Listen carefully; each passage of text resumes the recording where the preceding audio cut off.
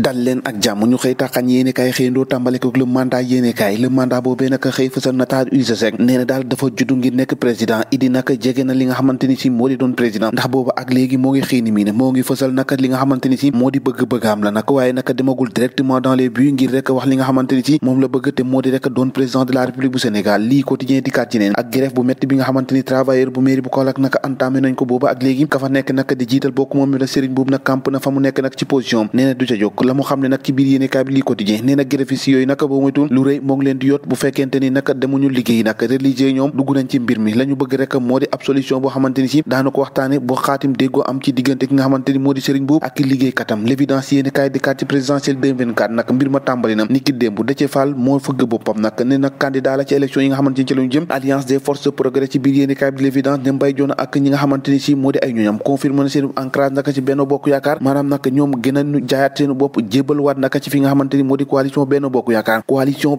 Yaakaar rek fa nekk nag ci réew mi nag di Idrissa Seck njiital réew mi njiital parti réew mi Idrissa Seck nag nee na candidature boobee nag da ko assumé wala bëlëf la yéene kaay bi xëy na see samp ab laaj ndax Idrissa Seck moom néewul ñuul na néewul wow na ndax boobu ak léegi tekk-tekkaaram gi ki néewul tekk-tekkaar moo Déthié Fall nee na fi mu ni jël na ndëndam nag samp na ko ngir élection présidentielle boobee nag ci jamono ji ka jiite réew mi nag di président Macky Sall ci jamono ji nag daal dinaa déménager république foofee ca Pakaaw ca Sédhiou conseil des ministres tournée économique la koy amale gannaaw Thiès nag ak Tambacounda bi la yoon Sédhiou moo aaye président de la république nar naa déplacé république bi dem foofee ca Sédhiou ngir amal fa nag yénn ciy waxtaan ak tournée économique bi nga xamante ni si moom lay wajal booba ak léegi Serigne Mboup nag ouvert au dialogue maanaam bëgg na waxtaan ak ñi nga xamante ni si moo di ay ñoñam liggéey katam grève ba booba ak léegi yàgg na réew mi quotidien desaat ci réew mi ak Idi Macky Benno se retrouve avec ñaari candidats yoo xamante ni mën nañoo représenté wu ci élection yi nga xamante ci lañu dëkk mu di Idrissa Seck ak Macky Sall yéene kaay bi 24 heures di kat ci leen ak Déthié Fall nag ci biir yéene kaay bi ne fi mu ne nii nag doggu na taxaw na nag ngir samp ab ndënam laaj réew mi ndax mun naa nekk mën na doon juróomeelu président réew mi Sénégal ci jamono jooju Macky Sall moo ngay forcé nag fa nga xamante daal moo di capital bu Pakaaw di Sédhiou fa la nara amalee nag tournée économique nag fan yi ñu jëm nag Macky Sall comme nam ko defee woon ca Thiès ak ca Tambacounda tribune yéene kaay ne gis loolu ne élection présidentielle yi nga xam ne dañu jëg mën nag indésirable dans l'opposition maanaam opposition bi dañ ko dal dee fileng Idrissa Seck moom lâché na Macky Sall pour 2024 ndax Idrissa Seck la mu wax ak tànke mu jógtee bëggut leneen lu muy doon rek président wala sax doon candidat ci élection présidentielle yi nga xamante ni ca la ñu jëm critique yéene kaay ne destin présidentiel Idrissa Seck moom moo ngay tracé voie am nag ci biir Benno Bokk Yaakaar ndax jamono ji nag moom daanaka bëgg-bëggam ak xemmeemteefam moo di sampam ndëndam ngir doon 5e président de la république bu Sénégal waxaat ci taalibe bi nga xamante ni si dañ koo fekk mu ñàkk bakkanam ci maison bu ñu doon tabax foofee nag te pareegul ca Diourbel nag M6 moom dafa dal dee pendre nag ña ko def nag di ay xaritam âgé de 13 ans nag comme victime nag A6 moom daal dina jàll nag ci avoué la mu xamle rek moo di kookee nag daal dee faatu ñoom ñoo ko faatu nag ci anam yi nga xamante ni doy na waar lool maanaam dal koo pendre mu ñàkk bakkanam si jamono ji nag ñoom ñëpp ak ñaar ñi nga xamante ni ñoo ko doon jàppale ñu ngi ca garde à vue ci jamono ji nag ñuy saytu seen mbir da ngay seetli rek ay xale yu ndaw def jëf ju ñaaw ji l'observateur di kaati leen ak stratégie politique bi nga xamante ni Sonko daal dina koy indi maanaam wàllu camouflage nag boo doon xool Sonko nag moo ci président yéene kaay bi nag moo ngi jéem a indi ab décryptage jëm ci stratégie bi nga xamante ni da koo daal day élaboré ngir fexe rek bu askan wi daal di koy bëgg nee na nag détourné na opinion publique bi gagné instant bi nga xamante ni si waaye nag loolee amagut loo xamante ni définitif na ci l'observateur xëtam bu yaatu bi nga xamante ni fës na koo fësal loolu la ko jagleel ci li nga xamante ni si moo di camouflage bi Ousmane Sonko def fexe rek bo gagné opinion